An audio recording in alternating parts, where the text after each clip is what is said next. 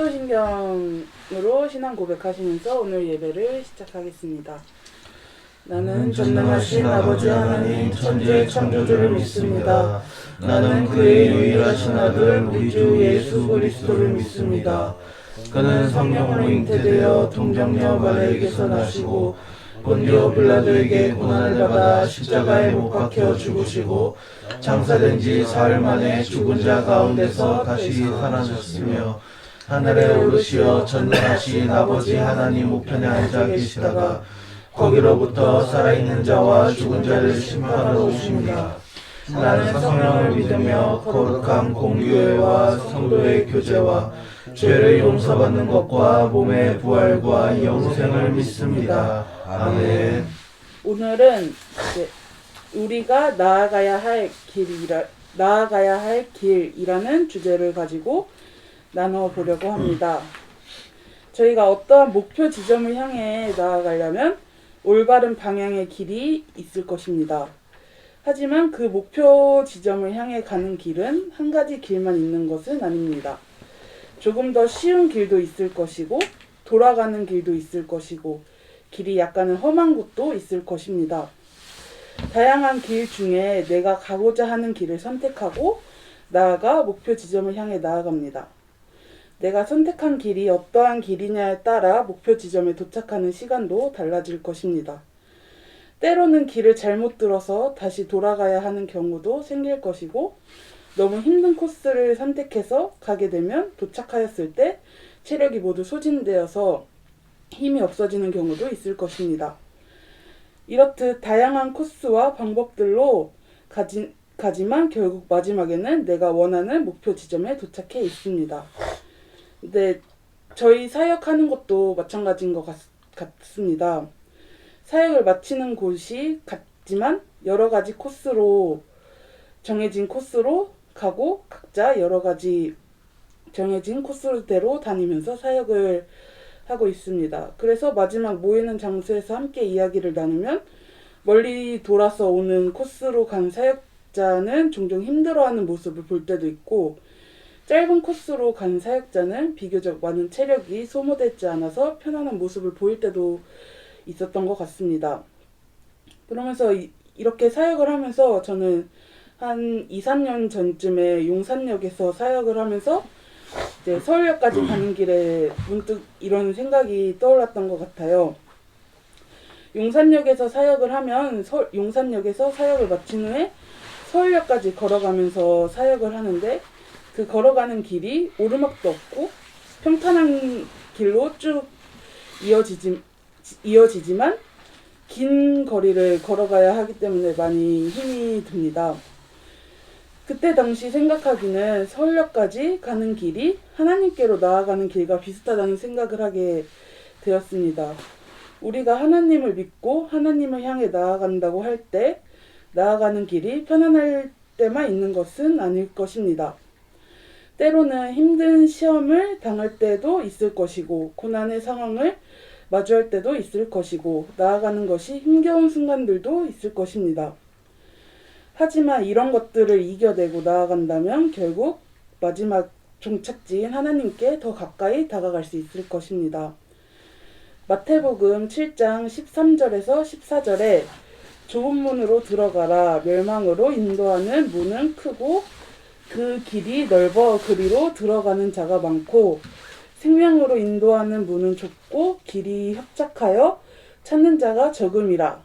이 말씀에 나온 것처럼 예수님께서는 저희에게 좁은 문, 좁은 길을 선택하여 가는 것이 영원한 생명으로 가는 길이라는 것을 이야기해 주시고 있습니다. 하지만 우리들은 사람인지라 내가 나아갈 때 편안하고 좋은 곳으로 가길 원합니다. 저부터도 힘든 것은 하기 싫고 내가 하고 싶고 편안한 것만 찾아서 하려고 하는 것을 볼 수가 있습니다. 하지만 하나님을 믿는 우리들은 남들이 가지 않는 길로 나아가고 남들이 선택하지 않는 길을 선택하여 나아가야 한다고 말씀해 주시고 있습니다. 이렇게 나아가기 위해서는 먼저 하나님을 향한 진실된 믿음이 있어야 합니다. 하나님께서 인도해 주시는 길을 따라 나아가다 보면 험난한 길을 만날 때나 고난의 길을 마주할 때도 진실된 믿음으로 나아간다면 험난하고 고난의 순간들을 이겨내 하나님께 더 가까이 나아갈 것입니다. 하지만 이렇게 하나님께서 주신 말씀을 잊어버린 채 내가 가고 싶고 힘들지 않은 것들만 찾아서 하려는 모습을 많이 보곤 합니다. 그리고 하나님께서 이끌어 주시는 길대로 잘 나아가다가도 주변의 유혹을 이기지 못해 다른 길로 빠지는 경우가 많이 있는 것 같습니다. 그래서 하나님께서 나아가는 길을 많이 돌아가는 것 같습니다.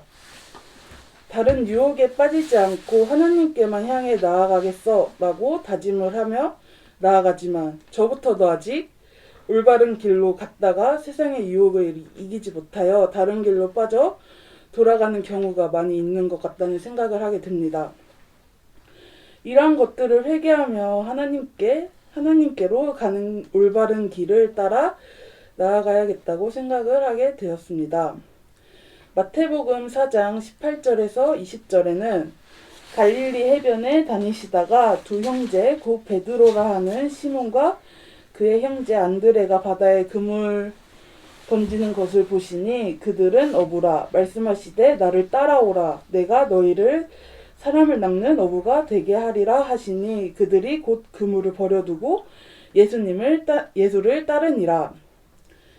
말씀에 나온 것처럼 베드로가 예수님께서 나를 따르라 라는 말씀을 하는 순간 순종하며 나아갔던 모습을 보며 정말 베드로의 모습을 본받아 그 모습대로 나아가야겠다는 생각을 하게 되었습니다.